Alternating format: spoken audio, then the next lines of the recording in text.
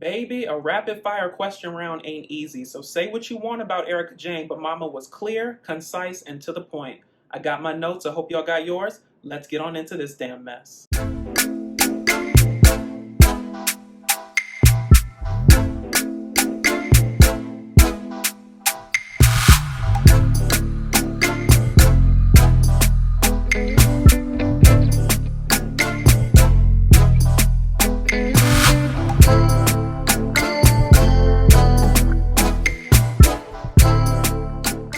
Y'all, so let's jump into this Erika rapid fire question round. So first of all, what I want to say is that overall, I think that Erika Jayne was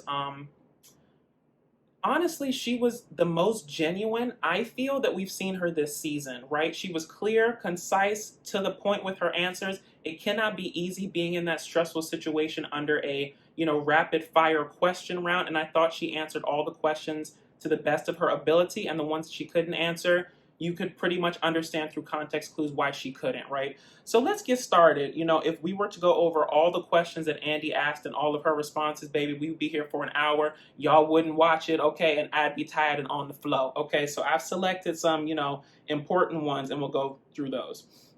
All right, y'all. So Erika says that Tom controlled all the finances. She handed her checks over to him. He handed her 2 credit cards. My only response to this, y'all, is first off, whose name was the check in? Okay, let's talk about that, because this was the part of the show where Andy was trying to figure out why couldn't she leave. He knew how much money she made on this show. He knew that she was, paid enough to be able to afford things on her own. She didn't have to deal with any sort of treatment, right? And so her response was that he handled all the finances. Okay, so I had to frame this a couple of different ways for me to try to understand it, right? But what you have to understand is from the beginning, the power dynamic in their relationship was always, she was the younger woman with the beauty and, I guess the look that he wanted. He was the older man with the power and the money, right? So if the scales were always imbalanced to begin with in terms of the power and the money, those dynamics seem to have perpetuated themselves through their marriage, right? So he was always the one with the power and the money, and he would give the money to her, which is why I guess she felt the need to give her paychecks over to this man, though he did help her with this career and I guess, finance it through his money, or listen, the widows, orphans, children's money. We don't even know at this point. I guess that's going to be covered in part 3. But in terms of this part right here, right, she gave Tom all the money.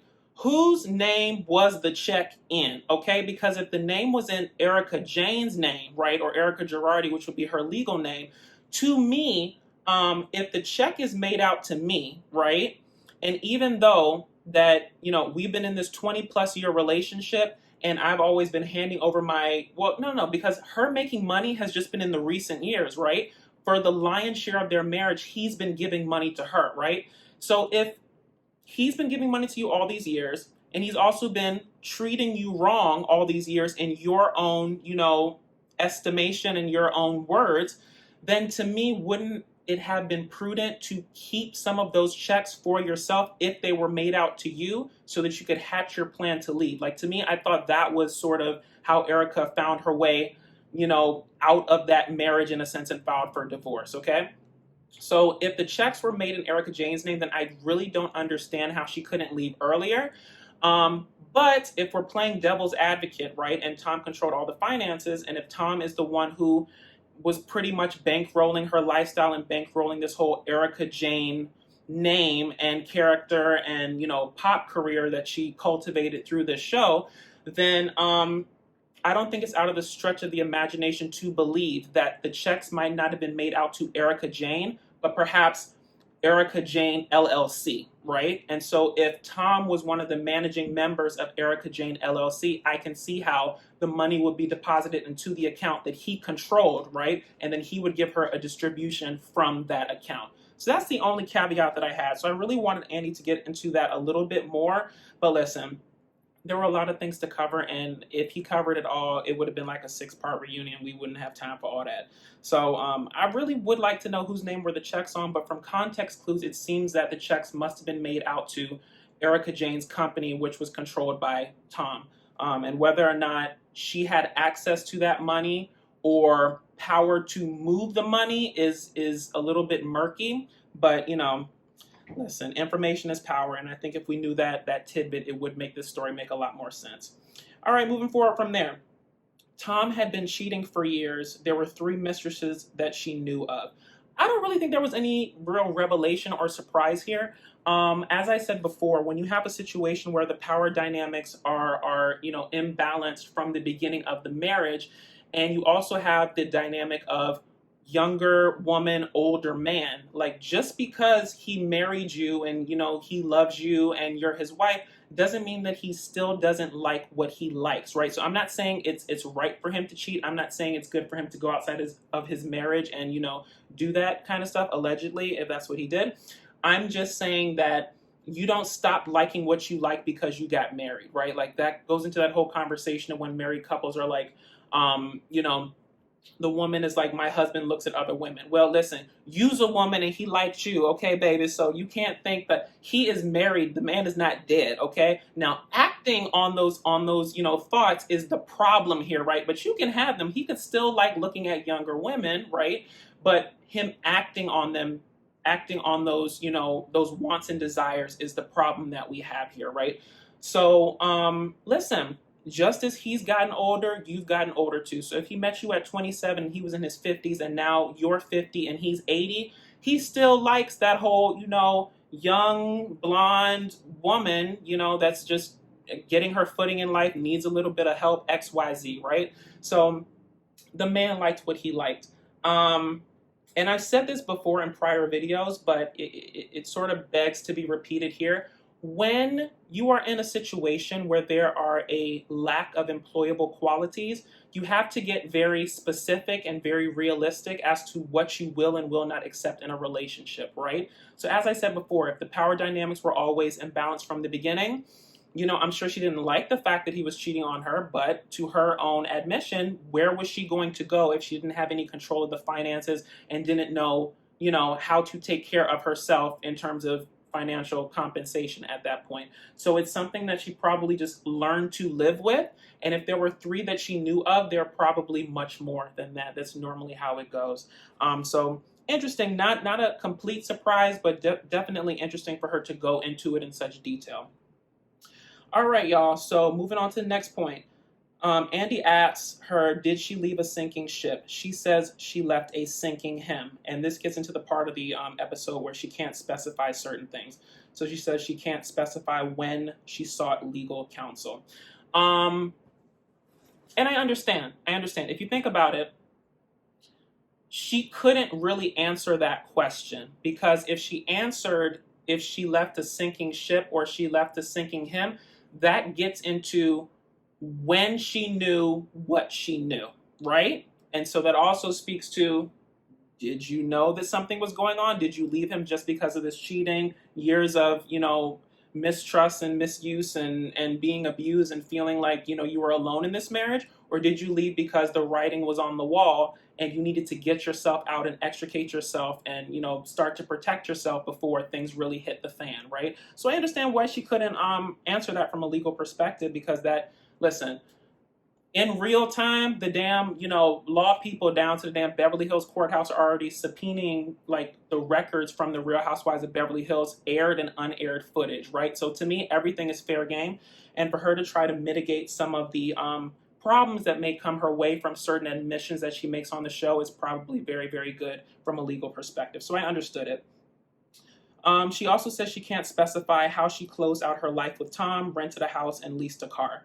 Again, that speaks to the legal liability of the situation, right? Because if he controlled all the finances for years and years and years, and then you mysteriously, magically one day were able to back up a moving truck to the house, rent a $10,000 a month house in Beverly Hills, rent a Range Rover, and start your new life, mama, where did the money come from, right? So by her answering that question, it's an admission of where her money was, what money she had access to, and, was she in fact able to access certain funds to do certain things? So she knew something, right, in order to access certain funds to be able to purchase certain things, which sort of goes against the narrative that she's giving, that Tom had control of all the finances and she didn't know where any of the money was and she had 2 credit cards, XYZ. So I totally understand it from a legal perspective why she couldn't answer it. Now let's move on to Tom's on a loop from the past. He was lucid last year during the house party. This was a very interesting part of the episode, y'all, because it's sort of, to me, it sort of humanized Tom in a sense, not negating all the things that he's, accused of, but just in terms of trying to reconcile the person that we saw last year in terms of him being at the house party with all the ladies, telling all these stories from the past, seeming very lucid, very with it, very together, juxtaposed with what we see in the media now with him being in a mental health facility, being put under a conservatorship, XYZ. So I think that the ladies, the people that knew in terms of this behavior, or I think it was Kyle who said that her friend had mentioned that even that night she saw inklings of things that were wrong with him from an Alzheimer's dementia perspective, right?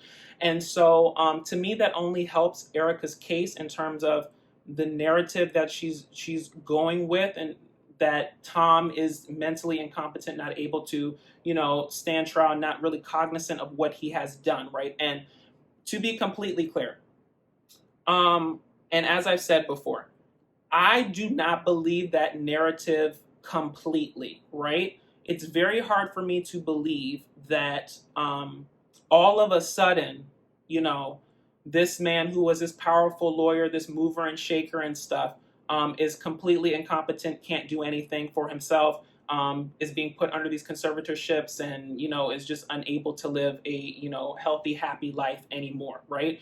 I do believe that there are elements of truth to this, but sometimes I feel that, especially in the legal system, when you're trying to prove your case, you can embellish things in order to go in your favor, right? So honestly, it's a better case for Tom if he's mentally incompetent and cannot make decisions. Now, whether or not, I feel that if we talk about Alzheimer's and dementia on a scale, right, they're trying to run with the narrative that he's at 100%, right?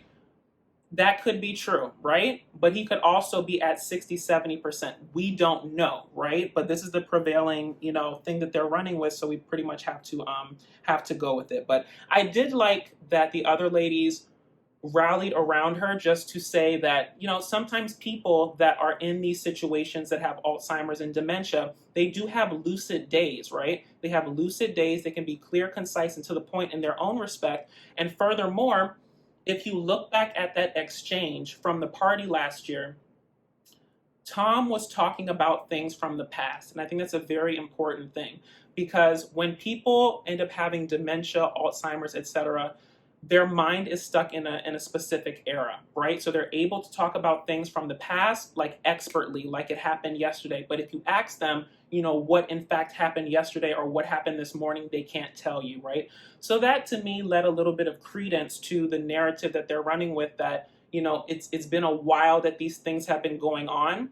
And, when he needs to be in front of people and when he needs to be a show pony, he can do that. So I did think that it humanized him, but it also left me with a few other questions as well. All right, moving forward. Andy asks Erika, knowing what you know now, would you have married Tom? And I think that's a very difficult question for her to answer, because if she says that she would have married him, right? So normally when people ask this question to people, their normal answer is, yes, I'm happy. It almost speaks to that whole regret thing. Like, do you regret anything in life? And she could have said, no, I don't regret meeting him because I wouldn't be who I am today if I didn't meet that man. Not a very good sentiment to have when you have all these lawsuits coming at you, right? Because if you are who you are today, and if you're guilty in the court of public opinion, it does not look good for you. So I thought she gave a really, really good answer, just in terms of saying, I can't really answer that because I'm still trying to reconcile who I was married to, okay? And I think it's very important for us to realize that, Erika hasn't been charged with any crime. So if we're supposed to let the legal system do what the legal system is supposed to do, then she's, innocent until proven guilty. And so if you put yourself in her shoes as a innocent person who is, being thrust into this life, And let's just take out the whole devil's advocate, what she knew, if she was culpable, if she's guilty by proximity, XYZ. But just taking out all of that stuff away, to be with somebody for 20 years and to believe that you know them in and out, and then to find out within a year, 10 months that your life was pretty much predicated on lies, allegedly. It has to be something very hard to reconcile. Is this the real you now, or was I married to somebody completely different then? Is this multiple personality disorder? It's a little bit of a hard thing to do. So I think it humanized Erika in a sense too, because she seemed very genuine this episode. I always measure people in terms of when they're being questioned with the speed with which they can answer these questions and whether the answers make sense. And honestly, she seemed very genuine. There was really one point in her speech that really got me, where she said she was fighting for her life. And that really hit me. And let me tell you why. Because she is fighting for her life. She said this man is, he's 80 years old. He's lived his life. His career is over. His name is sullied. There's really no redemption from him other than, him standing his day in trial and figuring out what happens from there. But I'm 50, okay? God willing, I can get to 80 and pass. I still have to live. I still have to survive this so I can go forward. I will not let this be the nail in the coffin of who I am and let this, be a stain on my life forever. So, yeah, she definitely is fighting for her life. And, I really thought that was a very vulnerable and genuine moment. So y'all drop down in the comments and let me know if you thought the same, or if you thought, listen, she was an actress and she was doing it for the camera. But I thought she was very, very genuine. All right, y'all. So as you know, most of this episode was about Erika, but they did put in a little tidbits about other people. So let's get into the major ones, and then we'll, close this one out. So Dorit, they had a talking too much symposium.